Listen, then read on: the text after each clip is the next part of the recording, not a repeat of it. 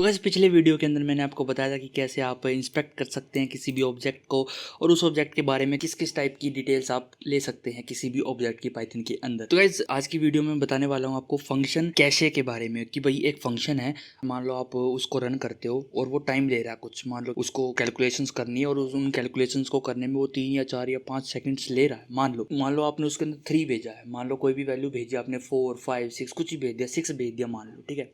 तो वो उस 6 नंबर से वो कुछ कैलकुलेशन कर रहा है और जो कैलकुलेशन का रिजल्ट आएगा वो आपको रिटर्न कर रहा है, वो 4 या 5 सेकंड ले रहा है। और मान लो कि वो फंक्शन आपको बहुत बार रिटर्न करवाना है, बहुत बार उस फंक्शन को जरूरत पड़ेगी आपको कॉल करने की, तो आप बार बार उसके अंदर उसको उस वैल्यू को भेजोगे, कॉल करोगे, बार बार उस वैल्यू को भेजोगे और कॉल करोगे, ठीक है। तो आप क्या उतना टाइम आप वेस्ट करोगे, मतलब वो फंक्शन जो है वो उतना टाइम रन होने में टाइम लगाएगा। मैं आपको एग्जांपल देता हूँ कि उसके लिए सबसे पहले एग्जांपल देने के लिए मेरे को अपना जो फाइल है वो बनानी पड़ेगी। मैं लिखता हूँ 50 और यहाँ पर मैं लिखता हूँ फंक्शन कैशिंग और .py, ठीक है, .py, ठीक है। अब मैं इसके अंदर आ चुका हूँ, ठीक है। अब मेन बात है हमारा फंक्शन कैसे की बात करते हैं हम, ठीक है। ऑब्जेक्ट ओरिएंटेड जो प्रोग्रामिंग थी हमारी लगभग पूरी ही हो चुकी है। अगर आपको कोई डाउट हो, कुछ चीज़ पूछना हो और कुछ अगर एक्स्ट्रा उसके अंदर होगा ना तो वो आपको बता दूंगा। अब मैं आपको फंक्शंस के बारे में थोड़ा सा बता देता हूँ।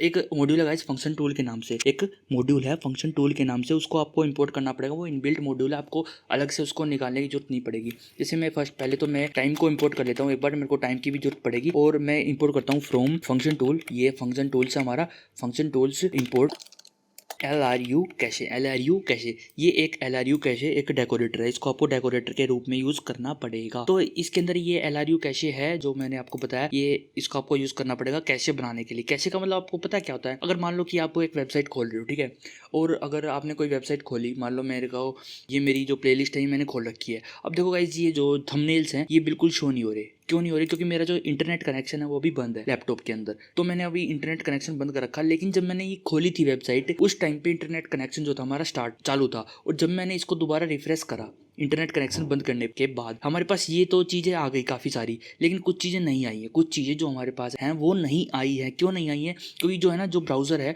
जिस भी वेबसाइट पर आप जाते हो उसका जो फाइल्स होती हैं वे उठाकर आपके कंप्यूटर में सेव कर देता है, ठीक है। और जब भी आप उसको रिफ्रेश करते हो ना तो वो वापस से दोबारा उस वेबसाइट से डिटेल्स लाकर सेव करके आपको दिखाता नहीं है। वो जो पहले से कंप्यूटर के अंदर सेव है उन्हीं को दिखा देता है, ठीक है। उन्हीं को दिखाने के बाद जब तक उनको अपडेट नहीं करता, जब तक अपडेट करने की जरूरत नहीं पड़ती कि जैसे अगर साइट में कुछ चेंजेस हुए तुरंत वो उठा के आपको रिफ्रेश करके दे देगा, ठीक है। तो हार्ड रिफ्रेश इसीलिए किया जाता है गाइस, जब भी आपको हार्ड रिफ्रेश करना हो तो आपको शिफ्ट F5 दबाना पड़ता है, ठीक है। उसका मतलब है कि भाई जितनी फाइल्स है ना उसको इग्नोर कर, नई फाइल्स उठा के ला वेबसाइट से और उसको शो कर, मतलब कि वेबसाइट को पूरा अच्छी तरीके से रिफ्रेश कर, ठीक है। तो गाइस यहाँ पर भी एक कैशे होता है कि अगर मान लो कोई फंक्शन है जो कि बहुत टाइम लगा रहा है एक चीज़ को सोल्व करने में, तो हम उसको क्या करेंगे, उसका एक कैशे बना के रख लेंगे, मतलब कि उसकी एक वैल्यू को सेव करके रख लेंगे, ठीक है। और जब भी मेरे को जरूरत पड़े तो दे दे। अब मान लो एक फंक्शन है कैलकुलेशन का, ठीक है, डेफ एक मैं फंक्शन बनाता हूँ यहाँ पर कैलकुलेशन मान लो, सर्वर कनेक्शन मान लो, किसी भी चीज़ का एक फंक्शन है कि भैया मैं कनेक्शन कर देता हूँ यहाँ पर कनेक्शन, ठीक है। अब मैं इसके अंदर ना एक वैल्यू दूंगा, कुछ भी दे देता हूँ, मैं x दे देता हूँ, y दे देता हूँ, c दे देता हूँ, n दे देता हूँ, कुछ भी ले लो और मैं इसको एंटर करता हूँ, इसके अंदर जाता हूँ, ठीक है। अब ये जो है ना टाइम, मैं इसको अपना टाइम डॉट स्लीप करता हूँ यहाँ पर थोड़ी देर के लिए, कंप्यूटर सुलाता हूँ, मान लो 4 सेकंड। ये मैंने सुलाया है, ये मैं आपको बताऊँगा कि मैंने क्यों किया ये। अब मैं यहाँ पर करता हूँ रिटर्न x/4। अब देखो गाइस इसका मतलब क्या है, ये कनेक्शन नाम का फंक्शन है जो कि कनेक्ट करता है, मान लो किसी सर्वर से कनेक्ट करता है और ये जो है ना कनेक्ट होने में 4 या 5 सेकंड लेता है। मैंने 4 सेकंड फिक्स कर दिया कि 4 सेकंड लेगा, ठीक है। इसलिए मैंने इसको थोड़ी देर के लिए सुला दिया, ठीक है। यहाँ पर मैं करता हूँ एक प्रिंट कर देता हूँ, प्रिंट कनेक्टिंग।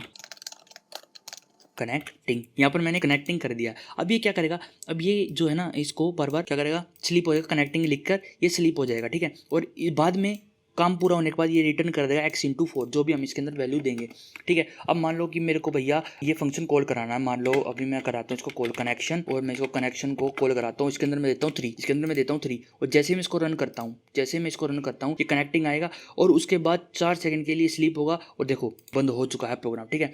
और मान लो मैं इसको प्रिंट करा देता हूँ, यहाँ पर इसी को मैं क्या करता हूँ प्रिंट करा देता हूँ, प्रिंट।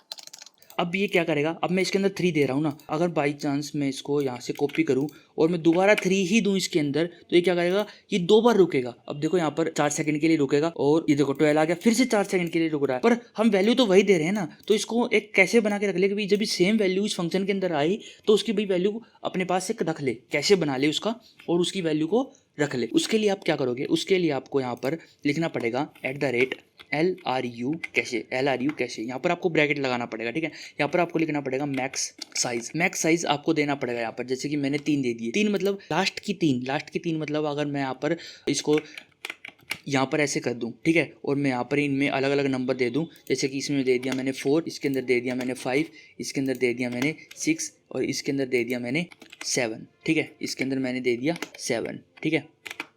अब देखो 3 4 5 6 7, इसका मतलब मैक्स साइज 3, मतलब कि ये 3 बार कॉलिंग का कैसे बनाएगा, मतलब 3 फंक्शंस की कॉलिंग का कैसे बनाएगा, अलग अलग वैल्यूज के ऊपर डिपेंड होता है। जैसे मैं लास्ट के 3 मतलब इन 3 का इसके अंदर कैशे होगा, इन तीनों का इसके अंदर क्या होगा, कैशे मौजूद होगा। लेकिन अगर मैं यहाँ पर दोबारा करूँ प्रिंट, अगर मैं ये फंक्शन चलाऊं इसके अंदर, मैं इसको पेस्ट ही कर देता हूँ, डायरेक्ट है हमारे पास 3, अगर मैं ये चलाऊं तो गाइस 4 सेकंड ये लेगा, 4 सेकंड ये लेगा, 4 सेकंड ये, 4 सेकंड ये, मैं इस 4 को ना 2 कर देता हूँ अभी के लिए, थोड़ा सा टाइम बचाने के लिए। देखो गाइस यहाँ पर कनेक्टिंग हो रहा है, ये पहले वाला चला, अब जो हमारा 4 वाला चला है, अब चला है 5 वाला, और अब चला 6, फिर 7, अब 7 वाला चलेगा, और अब 3 वाला दोबारा चलेगा। देखो 12, अब इसने सारों में टाइम लिया, पर इसने कैसे का यूज़ कहाँ हुआ, ठीक है। लेकिन इसने क्या था, इसने सिर्फ इन 3 का कैसे बनाया था, लास्ट में इन 3 का कैसे बनाया था, ठीक है। अब इसके पास इन 3 का कैसे है, तो इसका यूज़ कैसे करेंगे। अब अगर मैं मान लो ये 2 फंक्शन चलाए, एक चलाया 4 के साथ, एक चलाया 3 की वैल्यू के साथ, मतलब कि मैंने एक इसके अंदर 3 भेजा है, एक 4 भेजा है, और अगर मैं दोबारा प्रिंट करवाता हूँ कनेक्शन को,